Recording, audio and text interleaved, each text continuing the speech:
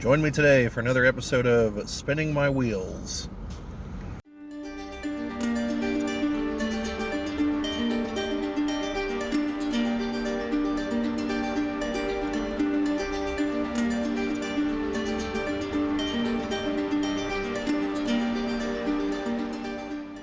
Welcome back, those of you who've been here before. Welcome to those of you who are newcomers to the channel.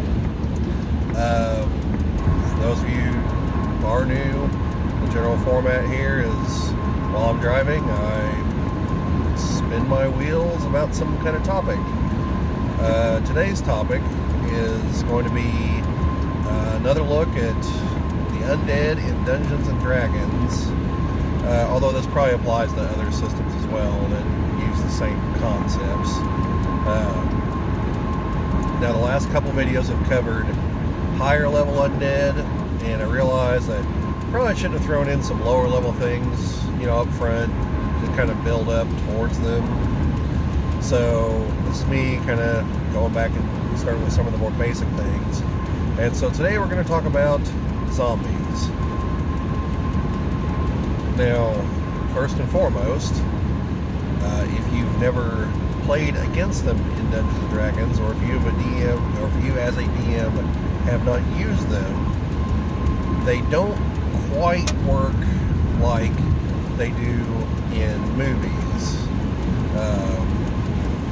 In most zombie movies, if someone is bit by a zombie, they're going to die, and they're going to reanimate as another zombie.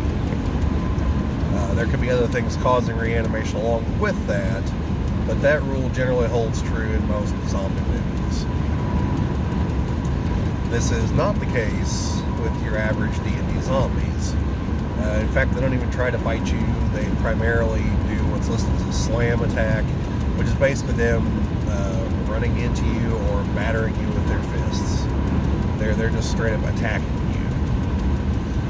Now, maybe once you're dead, they might eat your body. I don't know. I don't really think it goes into that. But they are, they're unthinking. They're just generic undead. They're not intelligent. Left to their own devices, if they're not under the control of a necromancer, if they're just, out in the wild or whatever, then they will just attack any living thing. Any living creature. Like, they won't attack trees, even though they're living things, and plants.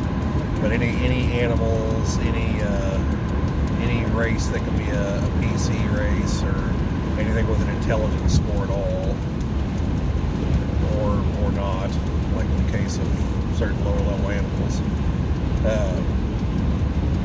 But that is also a distinction from movie zombies. In the Romero movies, which are the prototypical, like a lot of other zombie lore stems from the Romero movies.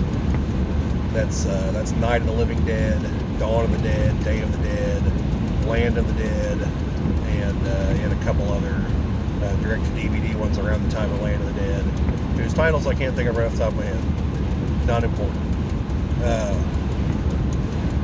Those zombies will attack any warm-blooded creature. They specifically call that out, and you do see scenes in Day of the Dead where they're clearly not going after the alligators. They're just now roaming the streets in Florida because the world has ended. The alligators are probably attacking the zombies, though, because alligators love, decomposing flesh, because they can't chew effectively. They have all kinds of downward pressure, but no real upward swing back. That's why you can use your hands to keep their jaws closed. You just got to watch the tail. It can swing hard enough to shatter your leg. Don't take any of that as life advice. Don't try to fight an alligator because some guy on YouTube said it's easy to hold their jaws together. But anyway, so they will attack cold-blooded creatures as far as D&D zombies. So they will attack, like the Yuan-Ti, for instance. So it's not a defense for the Yuan-Ti. They will attack the dinosaurs in Cholt, which is kind of another thing. zombies in Dungeons and Dragons are not restricted to humanoid creatures. And I believe it's the Tomb of Annihilation adventure. There are stats for a zombie Tyrannosaurus Rex. So there, it's even a cold-blooded creature gets turned. And in the case of the T-Rex, the people that it has eaten since it became a zombie, excuse me, since died inside of it, well, they are now also zombies. So this is kind of an exception to what I said, and there's a few others. But it has the ability to, like, it'll regurgitate them out, and you got to fight them too.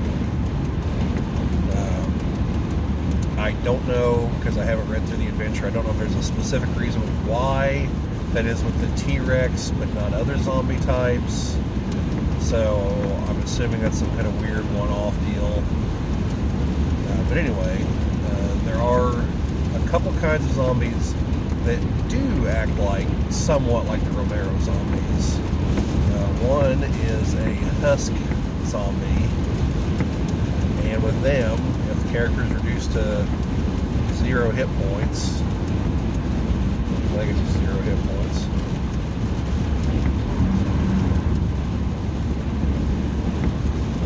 Yeah. If, creatures slain by a melee attack from a husk zombie revives as a husk zombie on its next turn. So these do work similar to Romero type zombies, except it's not specifically a bite, it's far more likely to be a slashing attack. But if it kills you, you come back as a zombie.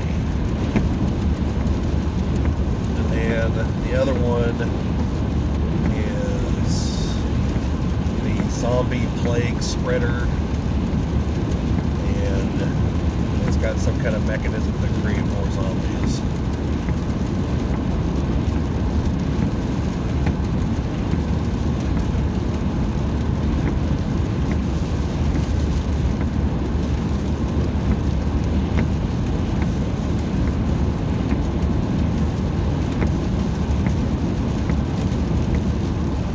One of its attack, virulent miasma. If it reduces a creature to 0 hit points, so they're not even slain, just 0 hit points, they die, and then come back as a zombie. So, there are two there that, like I said, do act similar to Romero zombies. If you do want the never-ending apocalyptic zombie horde, you can achieve that. Or obviously you can just homebrew it. I would raise the CR a little bit if you're going to be having it so that, you know, everyone the zombies bite dies and turns. But the general idea is, yeah, you use hordes of these things, and they're usually under the control of a necromancer or a more powerful undead creature somewhere. Something like a Death Knight actually has the ability to summon lesser undead creatures unto itself and command them. So it could be something like that.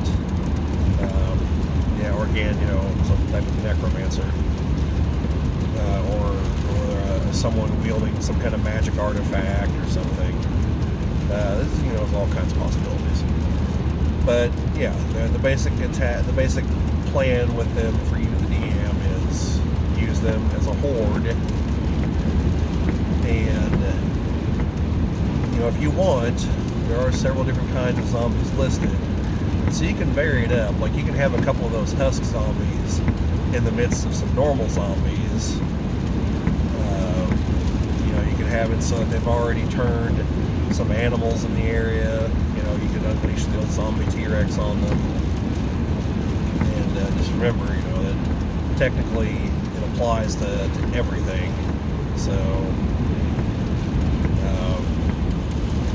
although not necessarily a zombie, I think there actually is at least there's a miniature from 3rd or 4th edition of an undead tree. It was a blackroot treant, if I remember right. I think it's considered an undead tree. So, I mean, you can have things like that. Now, the other thing about the zombies is being super low-level undead. You can come up with about any reason to create them. You know, they're not like Death Knights where typically it's got to be a fallen paladin. You know, it's not like a vampire where, generally speaking, it's, you know, they were bitten by another vampire. There are, in the lore, there's a handful of exceptions on the vampire thing. Like in some of the books Salvatore wrote, the Cleric Quintet. There's a character there, excuse me. The main character's name is Canterbury, and he is a cleric. And he ends up having to fight vampires because one character activates some kind of dark magic item and ends up transforming him into a vampire, and then he starts turning some of the other people around him into vampires. So, you know, there are, you know, you can, you know, for higher level undead, you know, you can create some kind of weird MacGuffin that turns them. But generally they've got some kind of rules. Well, zombies, I mean, you can say anything there. You can say that, you know, start rising up out of the ground to attack the villagers. Well, maybe 200 years ago, before the village was there, an evil priest, you know, consecrated the ground to an evil god, and you know, it's just now that the curse is activating, so anything that's buried there reanimates. You can have dark magic items. Your necromancer just could be the result of a powerful undead creature being slain nearby, and their essence leaking into the ground and reanimating the corpses. You know, you've got options. That doesn't have to just be, you know, zombies begetting more zombies. You know, there's plenty of other ways to create them.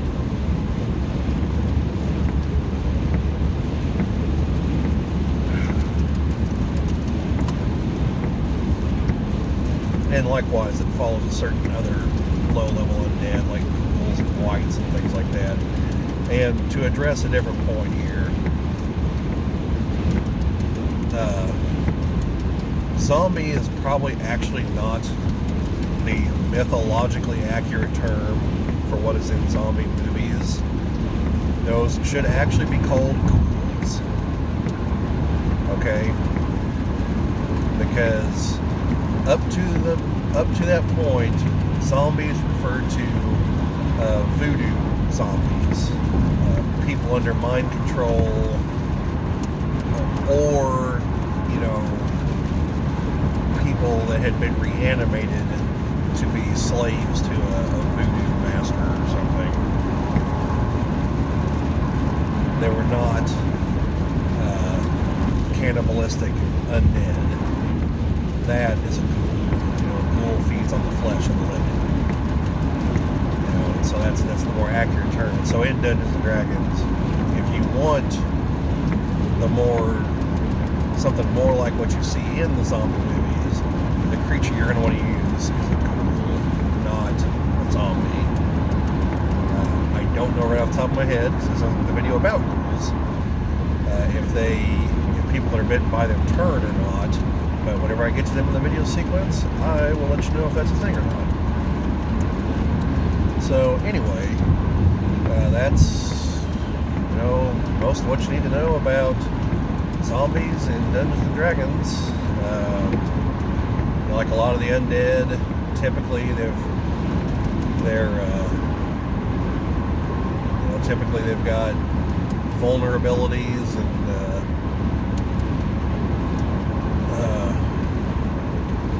certain things that they're not so vulnerable to because they're undead nature.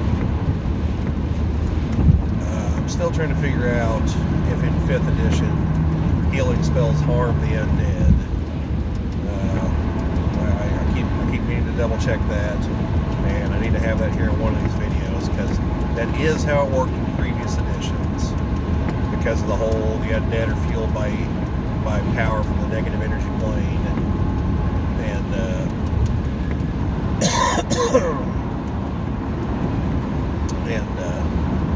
normal living creatures are fueled by the positive energy plane. So healing spells are energy from the positive energy plane, meaning they're the antithesis of what's fueling the negative energy plane creatures, the undead, and vice versa. So harming spells healed them, healing spells harmed them, because they're the opposite of normal life. But again, that was in older editions. Don't know for sure if that's in 5th. We'll find that out. But anyway, that's most of what there is to say about the zombies. So, when you use them against your players, send them in wave after wave.